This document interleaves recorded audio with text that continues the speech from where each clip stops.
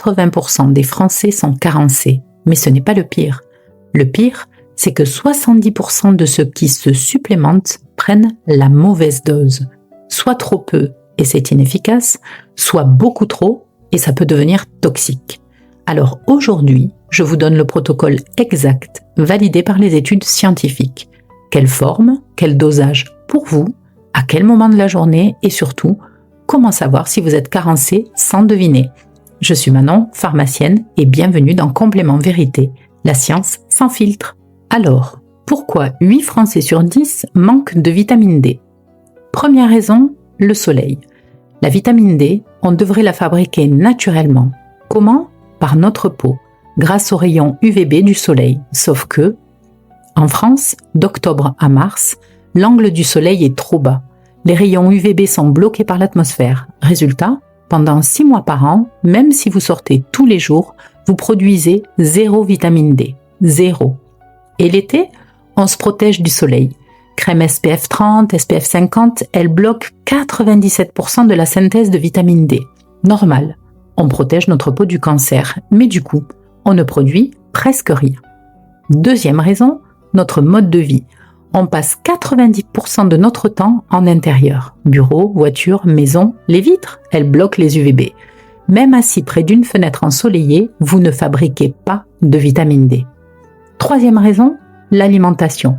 Contrairement aux autres vitamines, très peu d'aliments contiennent de la vitamine D. Les poissons gras, oui, saumon, maquereau, sardines, le foie de morue aussi, mais pour avoir votre apport quotidien, il faudrait manger 200 g de saumon tous les jours. Qui fait ça?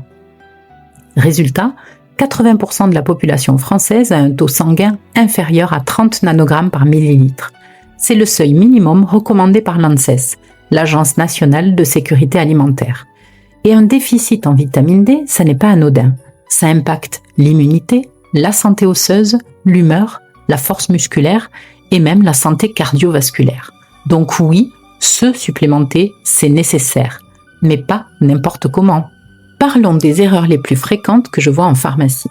Erreur numéro 1, prendre de la vitamine D2 au lieu de la D3. Vitamine D, ça semble simple, mais il existe 2 formes. La D2, ou ergocalciférol, elle vient des plantes, des champignons, son taux d'absorption 30%, et elle reste dans le sang seulement quelques jours.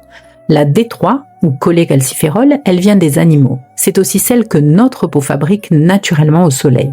Son taux d'absorption 87%, et elle reste active dans le sang plusieurs semaines. Les études le montrent. À dose égale, la D3 est 3 fois plus efficace que la D2 pour augmenter votre taux sanguin. Alors en pharmacie, on recommande toujours la D3. Vérifiez l'étiquette de votre complément, il doit être écrit cholécalciférol ou vitamine D3. Erreur numéro 2. Prendre la vitamine D n'importe quand. La vitamine D, c'est une vitamine liposoluble. Ça veut dire qu'elle a besoin de gras pour être absorbée correctement.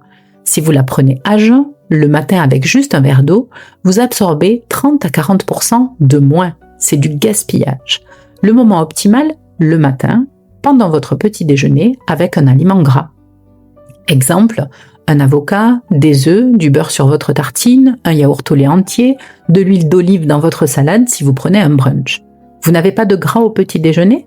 Alors prenez votre vitamine D pendant le repas de midi avec votre plat principal. L'important, c'est d'avoir du gras en même temps. Erreur numéro 3. Prendre n'importe quel dosage sans connaître son taux sanguin. C'est l'erreur la plus grave parce que les besoins varient énormément d'une personne à l'autre. Ça dépend de votre âge, de votre poids, de votre couleur de peau, de votre lieu de vie, de vos habitudes. Quelqu'un avec un taux à 10 nanogrammes par millilitre, il a besoin de 4000 UI par jour pendant 3 mois pour remonter. Quelqu'un avec un taux à 25, 2000 UI suffisent. Quelqu'un déjà à 35, 1000 UI en maintenance. Vous voyez, on ne peut pas donner le même dosage à tout le monde. C'est pour ça que la première étape avant de se supplémenter, c'est de faire une analyse sanguine. Alors maintenant, voici le protocole que je recommande, celui que j'applique pour mes patients en pharmacie. Étape 1, faites une analyse de sang. Demandez à votre médecin une ordonnance pour doser votre 25-OHD ou 25-hydroxy-vitamine D. Attention, Ne demandez pas juste vitamine D totale, c'est trop imprécis. Le marqueur validé par toutes les études scientifiques, c'est le 25-hydroxy-D. C'est celui qui reflète vos réserves corporelles. L'analyse coûte environ 10 à 15 € et elle est remboursée par la sécurité sociale dans certains cas. Les résultats sont obtenus en 48 heures. Étape 2, interprétez votre résultat. Voici les seuils de l'ANSES et de la Société française d'endocrinologie. Moins de 20 nanogrammes par millilitre, carence sévère. Vous avez besoin d'une supplémentation forte. Entre 20 et 30, insuffisance. Supplémentation modérée recommandée. Entre 30 et 100, taux optimal. Vous pouvez faire une maintenance légère. Au-dessus de 100, surdosage. Attention, toxicité possible. Arrêtez la supplémentation et refaites une analyse dans 3 mois. Étape 3, choisissez le bon dosage. Voici les protocoles selon votre taux de départ. Si vous êtes en dessous de 20, dose de charge pendant 3 mois, 4000 UI par jour, ou bien une ampoule de 100 000 UI une fois par mois. Les deux fonctionnent. Personnellement, je préfère la prise quotidienne. Pourquoi ? Parce que les ampoules mensuelles donnent un pic brutal dans le sang, puis une chute. La prise quotidienne, elle, maintient un taux stable. Si vous êtes entre 20 et 30, 2000 à 3000 UI par jour pendant 3 mois, puis réévaluation. Si vous êtes au-dessus de 30, maintenance 1000 à 2000 UI par jour, surtout d'octobre à mars. L'été, si vous vous exposez au soleil régulièrement, vous pouvez réduire à 1000 UI ou même arrêter temporairement. Étape 4, associer la vitamine K2. C'est un point que beaucoup de gens ignorent et pourtant c'est essentiel. La vitamine D augmente l'absorption du calcium dans l'intestin, c'est bien, mais si vous prenez de la vitamine D seule, sans vitamine K2, ce calcium ne va pas forcément là où il devrait aller. La vitamine K2, elle, c'est le GPS du calcium. Elle active des protéines qui dirigent le calcium vers les os et les dents, et elle empêche le calcium de se déposer dans les artères. Sans K2, vous risquez une calcification des vaisseaux sanguins, c'est rare mais ça peut arriver, en cas de supplémentation forte prolongée. Le dosage optimal de K2, 100 à 200 microgrammes par jour, forme MK7, c'est la mieux absorbée. Beaucoup de compléments associent déjà D3 et K2 dans la même gélule. Ça simplifie la prise. Si le vôtre ne contient que de la D3, vous pouvez acheter de la K2 séparément. Étape 5, prenez votre complément au bon moment.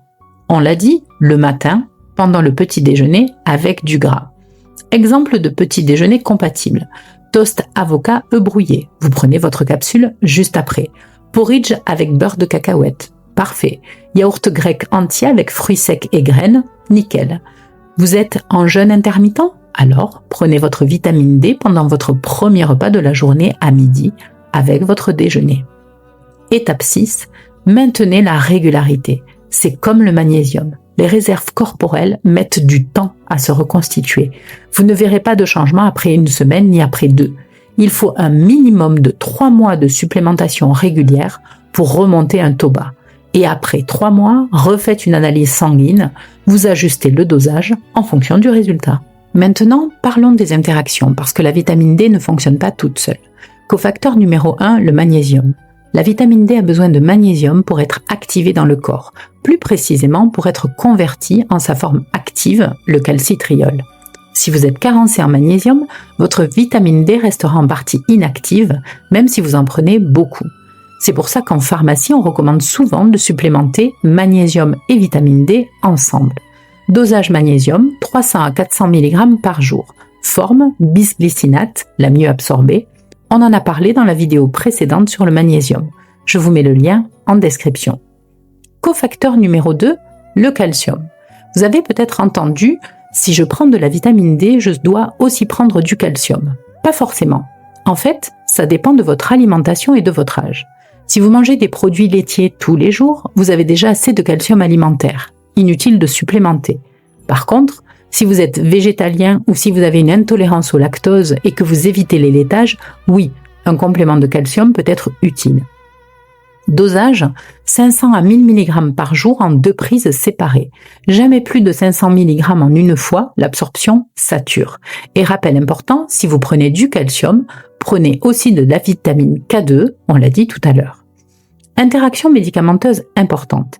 Si vous prenez des médicaments contre l'ostéoporose, des corticoïdes au long cours ou certains antiépileptiques, parlez-en à votre médecin ou votre pharmacien avant de supplémenter en vitamine D. Pourquoi ? Parce que certains médicaments augmentent ou diminuent le métabolisme de la vitamine D. Le dosage doit être adapté. Les signes de surdosage. Ils sont rares, mais il faut les connaître. Si vous prenez plus de 10 000 UI par jour pendant plusieurs mois, vous risquez une hypercalcémie, c'est-à-dire trop de calcium dans le sang. Les symptômes, nausées, vomissements, soif intense, urine très fréquente, confusion, faiblesse musculaire. Si vous avez ces symptômes, arrêtez immédiatement la vitamine D et consultez un médecin. Faites une analyse de sang pour vérifier votre calcémie et votre taux de vitamine D. Mais je le répète, c'est rare. Ça arrive seulement en cas de surdosage massif prolongé.